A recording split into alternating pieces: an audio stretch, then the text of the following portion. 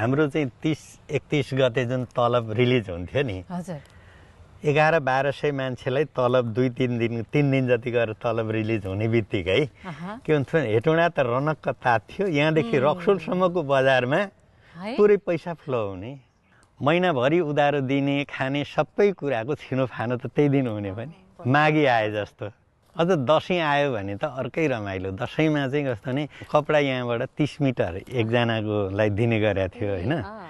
त्यो कपडाको हर व्यक्तिले कपडाको पोको चाहिँ बोकेर हिँडेपछि त त्यो छुट्टै रमाइलो। बजारमा पनि त सबैले त्यही कपडा लाउने होला नि, छोराछोरीदेखि परिवारसम्म सबैले लाउने इतिहास स्कुल पछाडिपट्टि थियो, क्वार्टर पछाडिपट्टि थियो हेटेक्स इङ्ग्लिस स्कुल भन्ने। हाम्रो बच्चाहरू यहीँ पढेको, मेरो 2टा बच्चा यहीँ पढेको। स्कुल भग्नावशेष छ।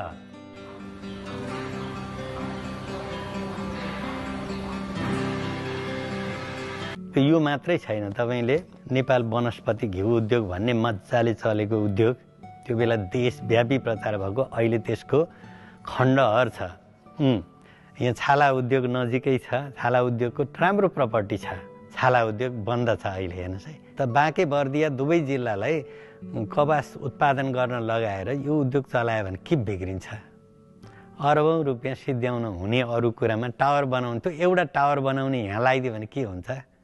यो एकदमै विडम्बना भयो। कसले भन्ने कि यो कसले बुझ्ने? यो यति जम्मै मानिलिउँ केपीजीले त्यहाँ लगेर त्यो टावर बनाउने पैसा कपडा उद्योगै चलाउनु भएको भए होला यो घाटैमा जाला।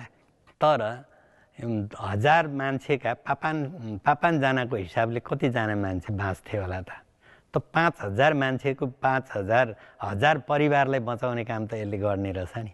आउनुहुन्छ, हेर्नुहुन्छ, मन्त्री, प्रधानमन्त्री, नेता, अध्यक्ष सबै जो आउनुहुन्छ, तर हेर्नुहुन्छ, जानुहुन्छ, गर्छौँ भन्नुहुन्छ, तर फर्केर आउनुहुन्न।